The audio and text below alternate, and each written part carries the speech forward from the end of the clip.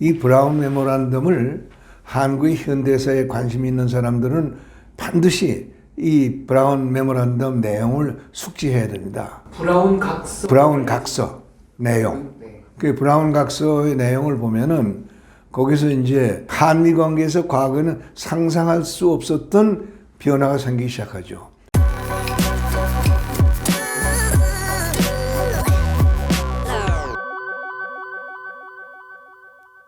생생현대사 시청자 여러분 안녕하십니까. 남북대화의 산증인 이동복 선생님 모셨습니다. 안녕하십니까. 네, 안녕하세요. 오랜만입니다. 선생님께서 최근에 저에게 그 월남전에 관한 숱한 오해가 있어서 네. 그 점을 좀 꼭 얘기했으면 좋겠다고 하셨습니다. 네. 어떤 점인가요? 그게 이제 우리가 지금 나라가 굉장히 어려움에 처해 있죠. 요즘 이제 흔히 젊은 사람들 가운데서 아주 자조적이고 자학적인 그런 이 말들이 오간다는 얘기를 듣습니다. 가령 무슨 헬조선이니 또는 뭐 대한민국이 태어나서는 안 될 나라가 태어났다느니 뭐 이런 식의 자조적인 얘기들이 오갈 정도로 말하자면 그 정서가 황폐해 있고 뭐 이런 또 이제 거기에 따라서 물질적인 차원에서의 여러 가지 경제도 어려움을 많이 겪고 있고 이제 이런 상황을 이제 우리가 보는데 저는 이런 상황과 관련해서 우리가 생각해야 될 점이 우리가 그 과거를 제대로 평가하고 과거를 제대로 이해하고 그런 바탕 위에서 현재를 요리하고 미래에 대비하느냐 하는 차원에 많은 문제가 있는 것 같아요. 또 여기에서 우리가 문제를 잘못 다루기 때문에 미래에 대한 불확실성이 생기고 그것이 가중돼서 여러 가지 위기 상황으로 이렇게 되는 것이 아닌가 이런 느낌을 느끼는데 그 중에 몇 가지 아주 마음에 걸리는 게 있어요. 그 중에 하나가 월남전에 국군을 파병한 문제에 대한 우리 국민적 차원에서의 이해예요.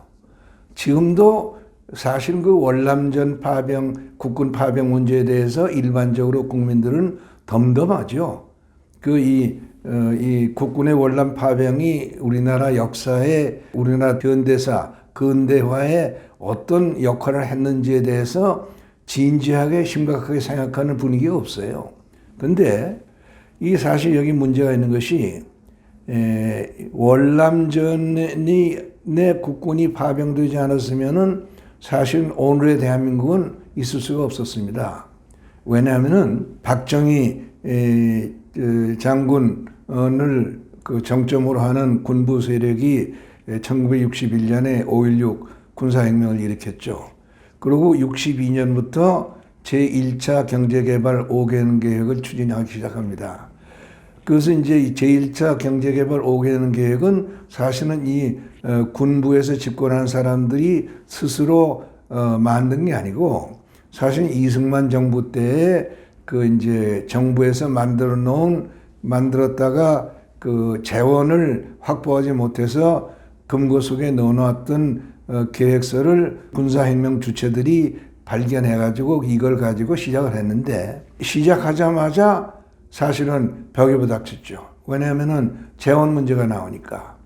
그래서 이제 이 사람들이 그 재원 마련을 위해서 우선 이제 시도한 것이 한일 국교 정상화입니다.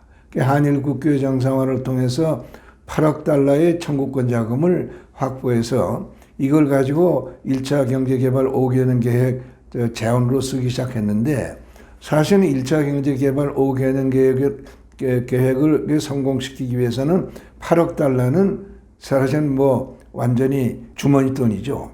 또 이 경제개발 5개년 계획이라는 것은 그 경제개발 계획을 추진하는 과정에서 자꾸 이 자금이 회전이 돼가지고 새로운 자금이 자꾸 생겨나야만 그 계획이 확대 발전돼 나갈 수 있는 건데 그런 말이 전혀 없단 말이죠.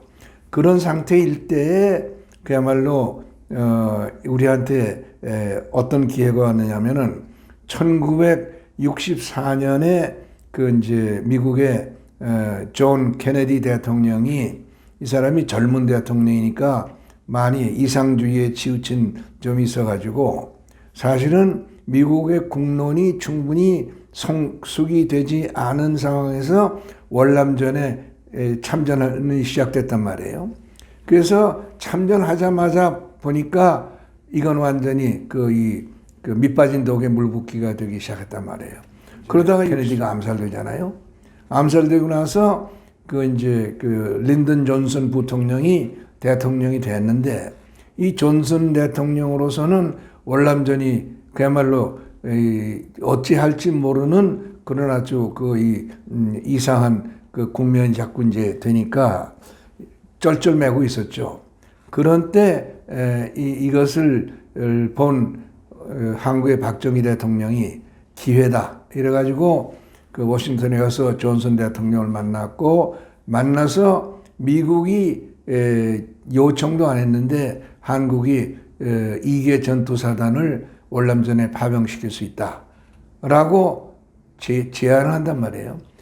존슨으로서는 그야말로 저승에서 사자를 만난 격이 돼가지고 그때부터 이제 한미 간에 현안이 돼 있던 것이 있어요. 그건 뭐냐면은 1964년에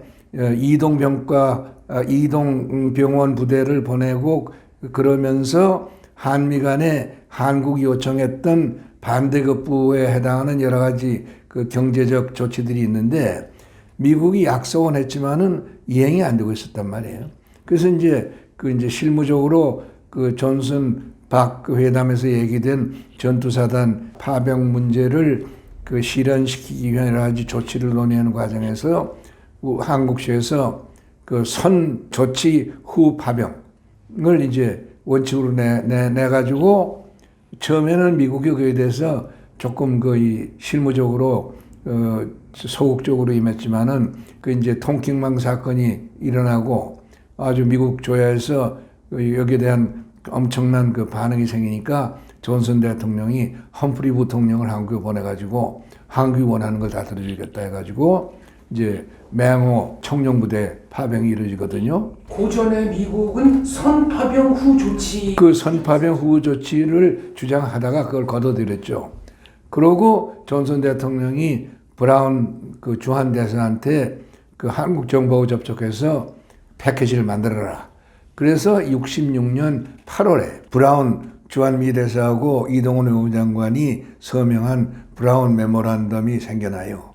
이 브라운 메모란덤을 한국의 현대사에 관심 있는 사람들은 반드시 이 브라운 메모란덤 내용을 숙지해야 됩니다. 브라운 각서 내용. 네. 그 브라운 각서의 내용을 보면은 거기서 이제 한미 관계에서 과거에는 상상할 수 없었던 변화가 생기기 시작하죠. 우선 미국이 그동안 한국에 대해서 제공하지 않았던 퍼블릭 론, 공공차관을 제공하기로 했고, 그 다음에 기술 이전을 하기로 했고, 그 다음에 월남에 파병하는 2개 사단에 소요되는 모든 장비는 미국이 공급하고, 그 대신 한국의 빈 공간을 메울 2개 플러스 사단에 한국군을 창설하는 모든 장비를 미국이 제공하고, 그리고 또 월남에 참전하는 한국군 장병들의 수당, 또 전사 수당 이런 것도 상당히 높여서 이제 제공하고, 그리고 제일 중요한 게 미국 시장을 한국에 개방한 거예요. 그동안은 미국 시장을 개방하지 않았는데 개방했고, 그리고 월남의 여러 가지 경제 건설 사업에 한국 기업이 미국 기업과 경쟁력만 있으면은 미국 기업과 동등한 자격으로 참여하게, 이런 등등의 합의를 담았어요. 그래서 이것이 실행되는 과정에서 대한민국에서는 월남전 특수 현상이 생겼죠.